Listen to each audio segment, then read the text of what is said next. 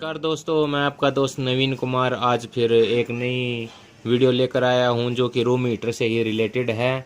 दोस्तों, ये मेरे पास आज डिवाइन कंपनी का रूम हीटर आया हुआ है। नॉर्मल हीटर है जो पहले शुरू में जो मार्केट में आए थे वे हीटर है। आज तो ये प्लास्टिक के बॉटल में आ गए हैं, प्लास्टिक की बॉडी में, और इससे भी एडवांस टेक्नोलॉजी में आ गए हैं। ये नॉर्मल हीटर है, इसमें एक स्विच लगा हुआ है जो हीटिंग को ऑफ ऑन करने में काम आता है, और एक एलिमेंट लगा हुआ है, एक फैन लगा हुआ है इसमें जो गर्म हवा को बाहर भगाता है। तो दोस्तों, इस हीटर में क्या कमी है? इस हीटर में कमी है कि ये जो हवा है वो बाहर नहीं भगा रहा है बिल्कुल भी, और इसका जो एलिमेंट है वो लाल होके एकदम कट मार जाता है, ये बिल्कुल ऑफ हो जाता है। तो आज हम इस हीटर को रिपेयर करेंगे और पता लगाएंगे कि इसमें क्या कमी है और क्या क्या फॉल्ट है। तो दोस्तों, मैं इसकी शुरुआत करता हूँ। मैंने अपना आज सीरीज का जो तार है, सीरीज टेस्टर, वो ले लिया है। सीरीज के तार को मैं सीरीज बोर्ड में लगाऊंगा और इससे मैं टच करके देखूंगा। ये देखो दोस्तों, आपको हल्की हल्की रोशनी नीचे वीडियो में दिखाई दे रही होगी, ये मेरी सीरीज के बल्ब की रोशनी है। तो इससे मैं प्लग, इस तार को प्लग पे लगाऊंगा इसके, और स्विच को ऑन करूंगा। पहले तो ये मैंने पहला स्विच ऑन किया, ये सिर्फ मेरा पंखे का स्विच है जिससे कि मेरा पंखा चालू हो जाएगा और ये हवा भगाने लगेगा। इससे पंखा तो चालू नहीं है दोस्तों। दूसरा स्विच ऑन करता हूँ, इससे हीटर चालू हो जाएगा मेरा, मतलब हीटिंग देना चालू हो जाएगा, एलिमेंट चालू हो जाएगा। तो ये देखो दोस्तों, हीटिंग तो चालू हो गई है। दूसरा स्विच दबाऊंगा तो इससे डबल हीटिंग चालू हो जाएगी, ये भी चालू है। तो दोस्तों, मुझे अभी पता लगा कि इसमें इसका फैन जो है वो वर्क नहीं कर रहा है, क्योंकि मैंने दोनों हीटिंग देने वाले स्विच को ऑफ कर दिया है। और अब ये फैन वाला, इस पे आप देख सकते हो, इस पे लिखा हुआ है यहाँ पे कूल, वार्म और हॉट। तो ये दोनों वार्म और हॉट वाले स्विच मैंने ऑफ कर दिए हैं और सिर्फ कूल वाला चालू है। कूल का मतलब पंखा ठंडी हवा भगाएगा। तो ये देखो, मैंने तार लगाया लेकिन पंखे ने वर्क नहीं किया है। तो इसके लिए पता करेंगे कि पंखा चालू क्यों नहीं हुआ है। आपको मैन में लगा के और दिखा देता हूँ मैं। तो दोस्तों, मैं अब इसको मैन में चेक करता हूँ। मैन में तो अपना जो वायर है इसको मैन में लगा देता हूँ और इसके प्लग पे लगा के देखता हूँ इसमें क्या प्रॉब्लम है। ठीक है दोस्तों, मैंने इसको मैन पे लगा दिया है।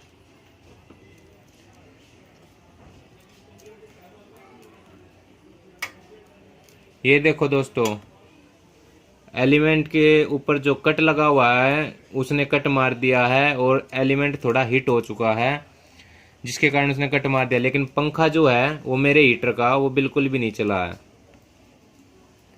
इसके कट मार जाने के बावजूद भी मेरा पंखा चालू रहना चाहिए था। दूसरी बात, अगर ये जो ऊपर कट लगा हुआ है ये अगर ख़राब होता, शॉर्ट होता, आपस में इसकी पत्तियां शॉर्ट होती, मैं इसको शॉर्ट करके आपको दिखा देता हूँ। मैंने ये पेचकस से इसको शॉर्ट कर लिया है। अब मैं इसको प्लग पे दोबारा लगाऊंगा, इन दोनों मेन वायर को अपने को, और ध्यान से देखना, इसका जो एलिमेंट है वो बिल्कुल लाल हो जाएगा।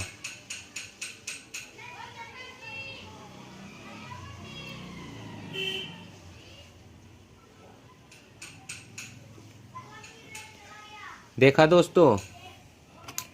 तो इस पोजीशन में क्या होता है, ये अपना ऑटोमेटिक कट है जो ये खराब रहता है। तो अगर ये पंखा चालू होता तो हमें इस कट का पता नहीं चलता, ये महसूस नहीं होता हमें कि ये कट खराब है, क्योंकि थोड़ी देर के बाद इसे कट मारना होता है ज़्यादा हीटिंग होने पे, और नॉर्मल ठंडा होने पे नॉर्मली फिर इसको वापस चालू हो जाना होता है। तो इसी कारण बहुत से जो हीटर होते हैं उनका जो पंखा ख़राब होने के बाद या पंखा चालू ना होने के बाद इसमें कोई प्रॉब्लम आ जाए तो ये एलिमेंट है जो लाल होने लगता है, बिल्कुल लाल हो जाता है, जिसके कारण वो जलने की पोजीशन पे आ जाता है। और अगर ये कट ठीक हो तो ये, अगर ये ज़्यादा लाल होगा तो ये कट ऑटोमेटिक कट मार जाएगा। तो इसमें क्या ख़राब है, इसका जो पंखा है ये वर्क नहीं कर रहा है। तो इसको हम आज चेक करेंगे कि इसमें क्या प्रॉब्लम है, वर्क क्यों नहीं कर रहा है। इसको हम खोल लेते हैं।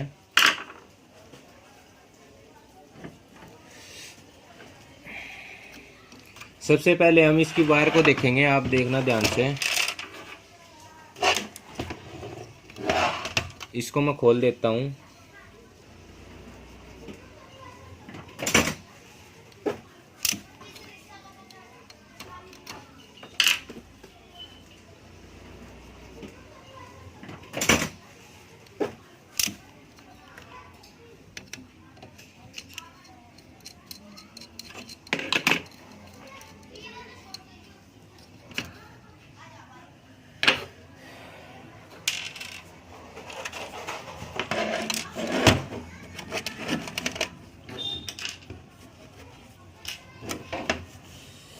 ये देखो दोस्तों, इसमें जो मोटर लगी हुई है इसके, ये यहाँ पे 2 वायर है मोटर के।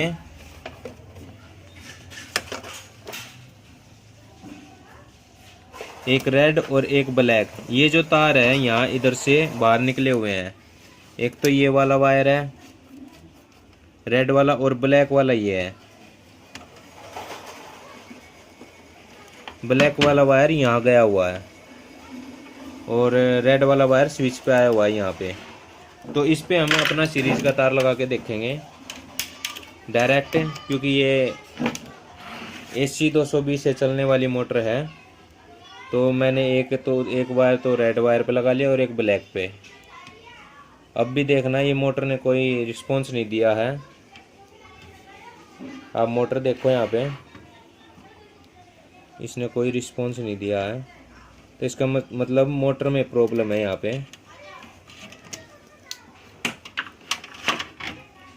दोस्तों अगर ये मोटर जाम भी होगी होती तो भी यही प्रॉब्लम आनी थी। ये जाम तो है नहीं, बिल्कुल फ्री घूम रही है। इसको मैं खोल के देखता हूँ। सबसे पहले मैं इसके वायर को इससे अलग कर लेता हूँ।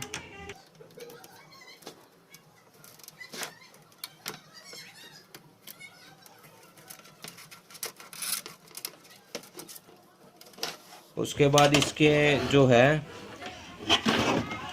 पीछे ये 4 नट लगे हुए हैं, इनको हमें खोलना है।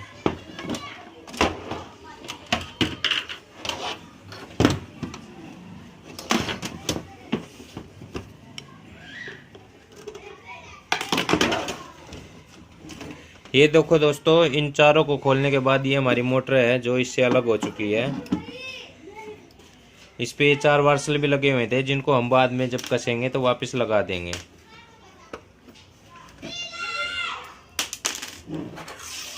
ये इसका बैलेंस बनाने के लिए लगाए हुए थे ये वार्सल।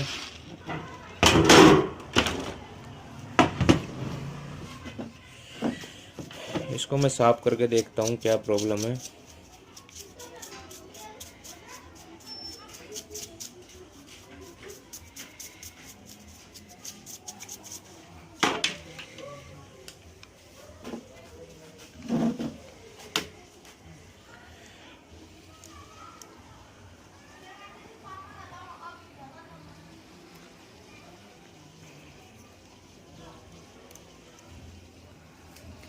दोस्तों एक प्रॉब्लम तो मुझे यही नज़र आ गई है ब्रश मारने के बाद। ये देखो, ये जो वायर है यहाँ से टूट गया है।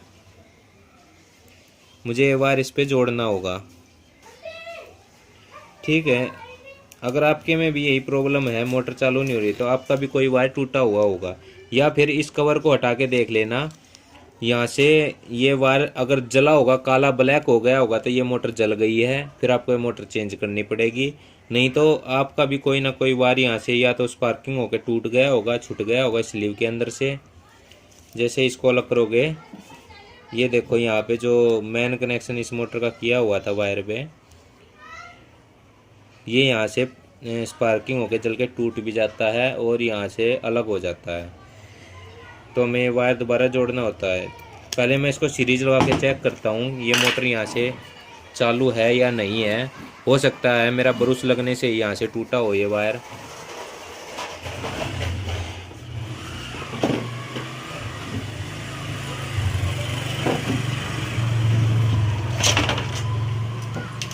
ये मैंने वापस सीरीज का तार ले लिया, जिसको मैं सीरीज में लगाऊंगा, ना कि मैन में।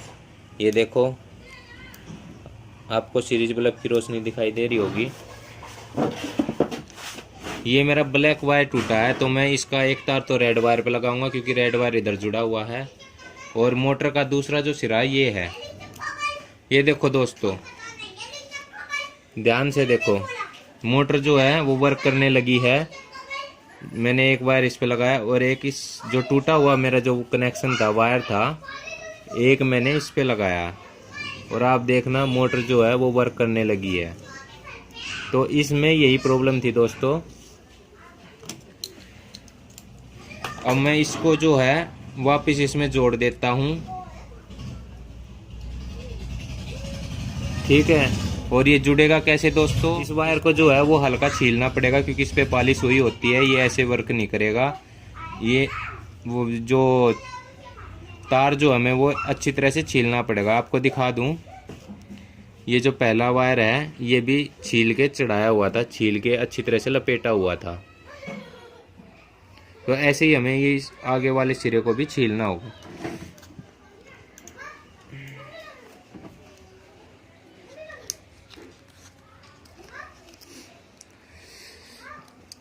ये वायर दोस्तों छोटा पड़ रहा है, इसको मैं और लंबा करना चाह रहा हूं। तो इसके लिए मैं क्या करूंगा,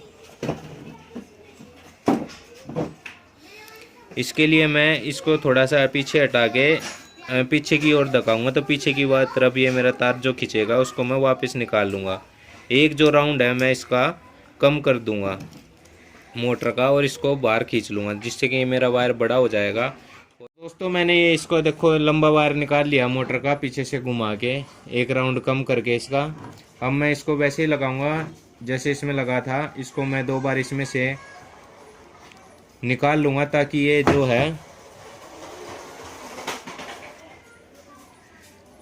अंदर से मोटर के अंदर से खींचे ना। अब मैं क्या करूँगा, इसको छीलूँगा क्योंकि इसके ऊपर पॉलिश है। मैंने आपको बताया कि इसके ऊपर पॉलिश हो रखी है।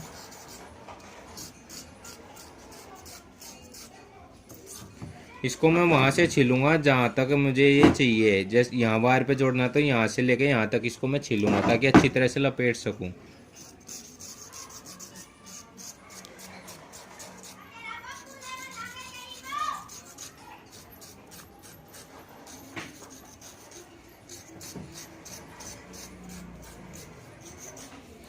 वायर को मैंने अच्छी प्रकार से छील लिया। ये देखो आपको दिख रहा होगा ये सफ़ेद कलर का, क्योंकि ये एल्युमिनियम का वायर है दोस्तों। ये जो मोटर जो है वो एल्युमिनियम की है, कॉपर की होती तो ये जैसे इस पे पॉलिश हो रखी है ऐसा ऐसे कलर का वो अंदर से वायर निकलता। तो एल्युमिनियम की मोटर है। अब मैं क्या करूँगा, इस पे जो स्लीव मैंने निकाली थी इसकी, ये स्लीव लूँगा और इस पे चढ़ा दूँगा। और अब मैं वायर को जो है इस पे लपेट दूँगा। जो भी मैंने वायर को छीला था जहाँ से, वहाँ से लेकर आगे तक इसको मैं अच्छी प्रकार से इस पे लपेट दूँगा ताकि ये स्पार्किंग ना हो और फिर से जलकर टूटे नहीं। अगर मैं हल्के हाथ से लपेटूँगा, ढीला इसको लपेटूँगा, तो यहाँ से स्पार्किंग होकर जल के लोड पड़ के टूट जाएगा। बाकी तार को मैं एक्स्ट्रा जो है इसको मैं निकाल दूँगा, काट दूँगा। ये मैंने इसको काट दिया है। थोड़ी सी स्लीव आगे खींच के मैं इसको अंदर डाल दूँगा।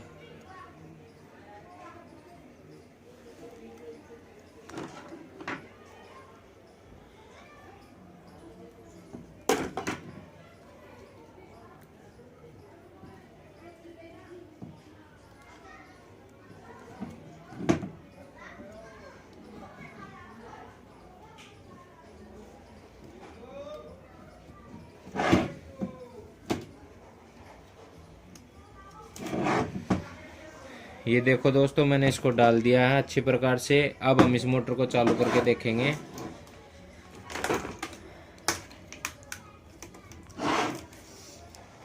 ये मैंने अपना सीरीज का वायर लेके वापस इस मोटर पे लगाया।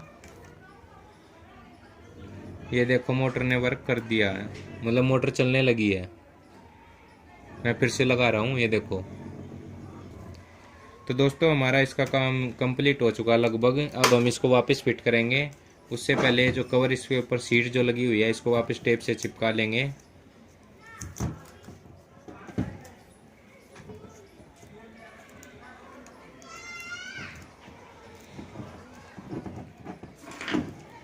ये देखो दोस्तों, मैंने इसको चिपका लिया है। अब मैं इस मोटर को वापस इसमें फिट करूंगा।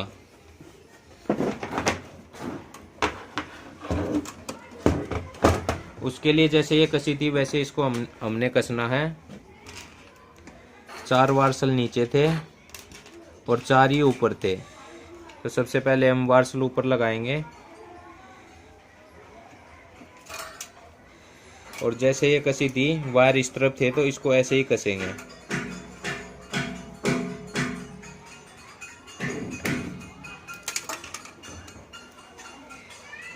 नीचे भी एक वार्सल लेंगे।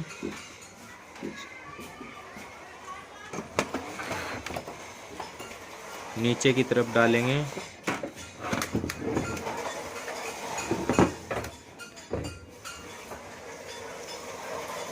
ऊपर भी वार्सल लगाएंगे और मोटर को इस पे कस देंगे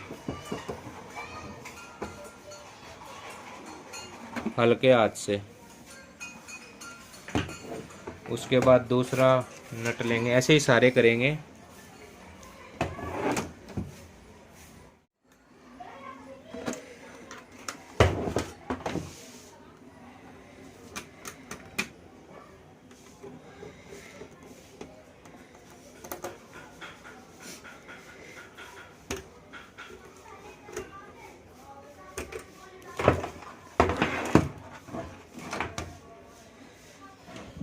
दोस्तों ये मैंने मोटर को वापस कस लिया है।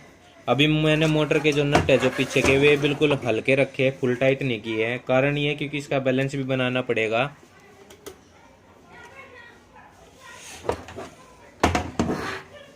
उससे पहले मैं जो ये वायर जो मैंने नीचे से निकाले थे इनको वापस डाल लेता हूँ, ताकि ये जब मैं इसमें पंखा डालूँगा, ये पंखा इसमें ऐसे लगाऊंगा तो ये इसकी पत्तियों में यहाँ पे पंखड़ियों में यहाँ पे टच करके उलझ के टूट जाएंगे। तो इसलिए इससे अच्छा मैं इसको नीचे से निकाल लेता हूँ। इस पे यहाँ पे पत्ती दी हुई है, यहाँ पे ये देखो, इस पत्ती के नीचे से वायर निकलेंगे ताकि ये नीचे ही रहे, उलझे नहीं।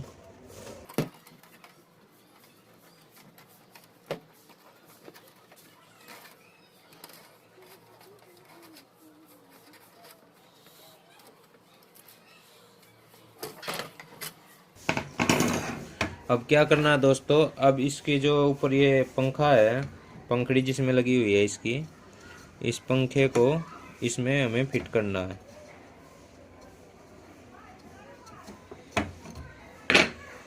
और ये देखो दोस्तों, ये जो वायर मैंने लगाया था ये थोड़ा अलग हो गया है, इससे दूर हो गया है। हमें इसको भी ठीक प्रकार से जोड़ना होगा, नहीं तो ये भी उलझ के टूट जाएगा।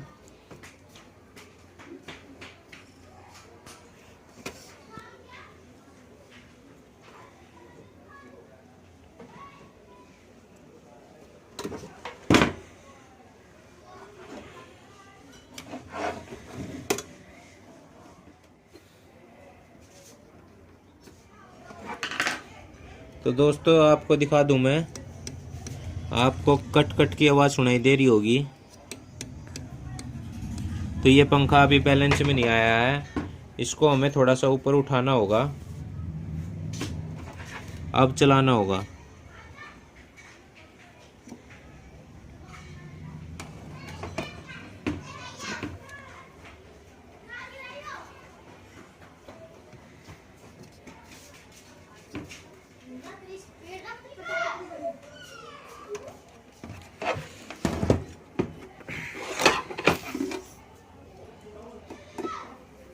पीछे से मैं इसको अच्छी प्रकार से कस देता हूँ।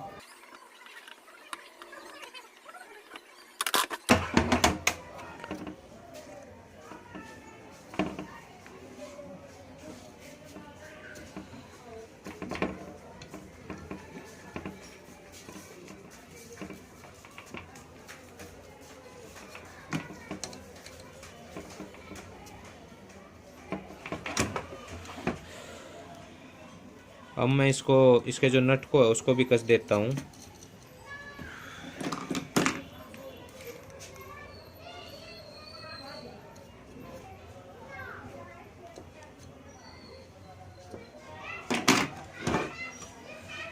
ये मैंने फैन को फिट कर लिया है बिल्कुल अच्छी प्रकार से। अब मैं इसके कनेक्शन को है वापस जैसे था वैसे लगा दूंगा। रेड वायर मेरा इस स्विच पे कनेक्ट था, इस स्विच के इस पॉइंट पे इसको मैं रेड वायर को लगा देता हूँ अच्छे प्रकार से और कस देता हूँ। ये मैंने कस दिया दोस्तों।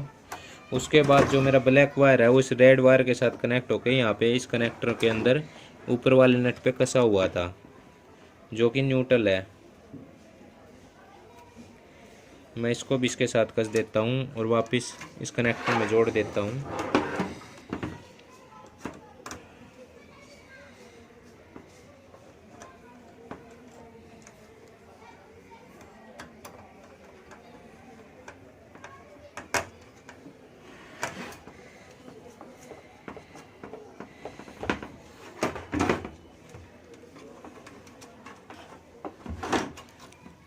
तो दोस्तों अब ये हीटर हम चला के देखेंगे।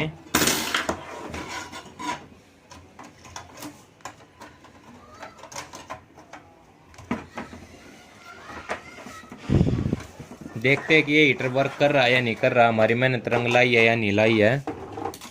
ये मैंने वापस सीरीज वायर को ले लिया है और मैंने सीरीज के प्लग में, सीरीज के सॉकेट में इसको फंसा दिया, इस प्लग को।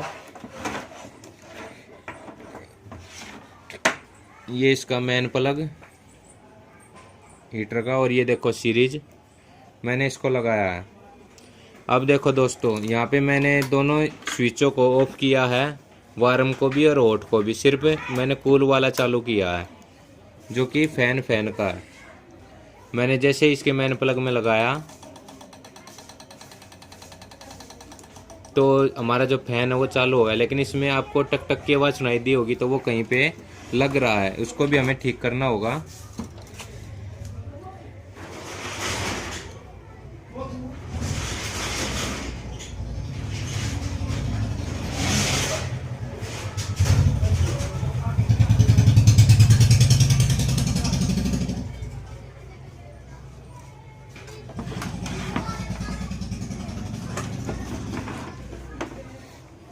अब वापस लगा के देखते हैं दोस्तों।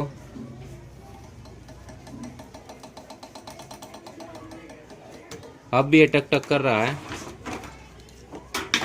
तो दोस्तों यही इसका बैलेंस बनाना होता है। ये टक टक करता है, कहीं ना कहीं से लगता है, जिस कारण से अच्छी प्रकार से हवा भी नहीं देगा और ये पंखा जो फैन है वो टूट जाएगा।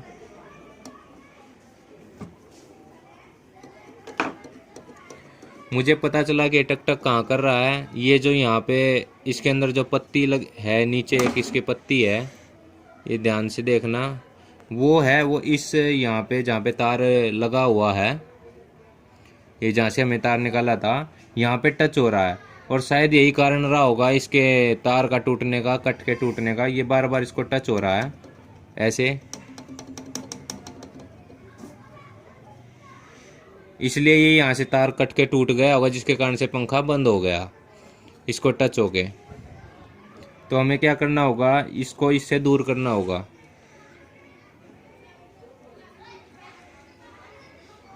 इसके लिए हम क्या करेंगे, इस पंखे को हल्का सा ऊपर उठाएंगे, लेकिन ये उठ नहीं पा रहा क्योंकि पूरी तरह से नीचे चला गया है।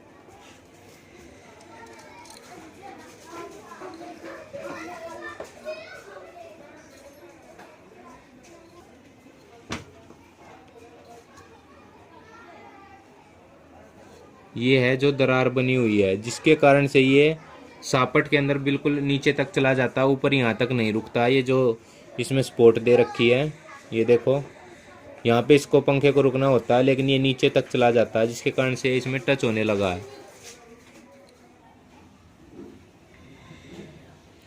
दोस्तों इस दरार को मैं एल्फी से भर दूंगा, चिपका दूंगा।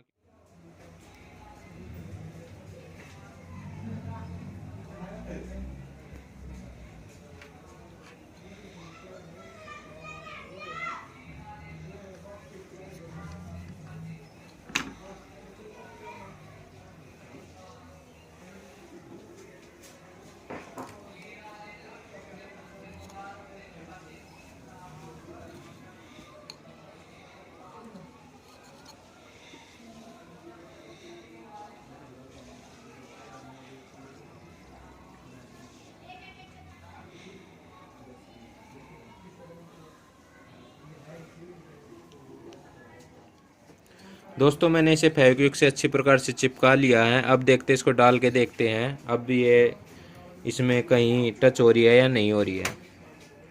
अब ये देखो वापस पूरा अच्छी प्रकार से सेट हो गया है, पूरी तरह से नीचे भी नहीं जा रही है, टाइट हो गई है। मैं इसके नट को बोल्ट को वापस कस देता हूँ।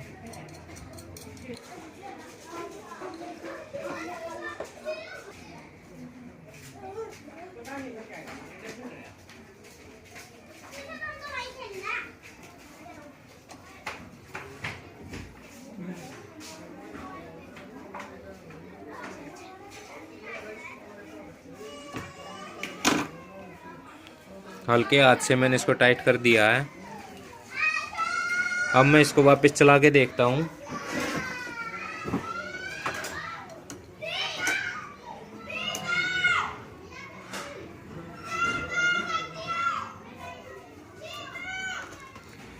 ये देखो दोस्तों इसने काम कर दिया है, फैन जो है वो चलने लगा है। अब मैं हीटर मोड ऑन करता हूँ, एलिमेंट ऑन करता हूँ, वार्म पे करता हूँ। तो ये देखो सीरीज का जो बल्ब है वो मेरा चालू हो गया है, लेकिन पंखे ने काम नहीं किया है क्योंकि एलिमेंट ने सारा लोड ले लिया है। मैं इसको मैन में लगाता हूँ, अब चालू करके आपको दिखाऊंगा। ये मैंने सारे स्विच ऑन कर दिए हैं, ऑफ कर दिए हैं सॉरी। ये मैंने वायर लगाया, सबसे पहले मैंने कूल वाला बटन ऑन किया, पंखा चालू हो गया। उसके बाद मैंने हीटर मोड ऑन किया, तो ये गर्म हवा में देने लगा है।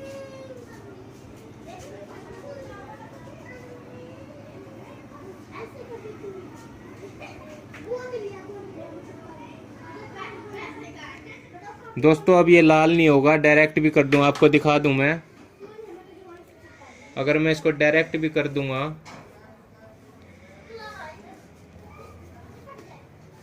और जैसे ही मैं हीटर को चालू करूंगा तो ये लाल नहीं होगा क्योंकि इसके साथ हवा आएगी। अब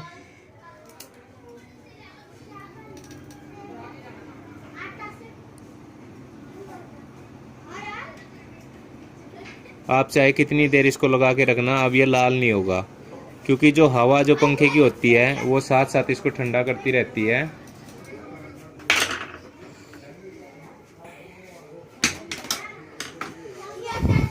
जो आपकी लाल एलिमेंट के लाल होने की प्रॉब्लम थी और जो लाल होकर कट मारने की प्रॉब्लम थी वो अब सोल्व हो चुकी है, क्योंकि इस रूम हीटर का फैन ख़राब था जो कि हमने रिपेयर कर लिया है। और जो कट है, अगर ये कट डायरेक्ट होता तो इसको भी हमें बदलना पड़ता।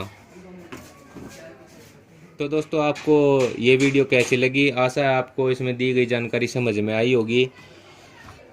ऐसी ही वीडियो और पाने के लिए हमारे चैनल से जुड़ जाएं, हमारे इस चैनल को अभी सब्सक्राइब करें और वीडियो पसंद आई हो तो इसे लाइक करें और शेयर भी करें। फिर मिलते हैं आपसे अगली वीडियो में कुछ नए मज़ेदार टिप्स को और रिपेयरिंग को लेकर। आज के लिए बस इतना ही, धन्यवाद।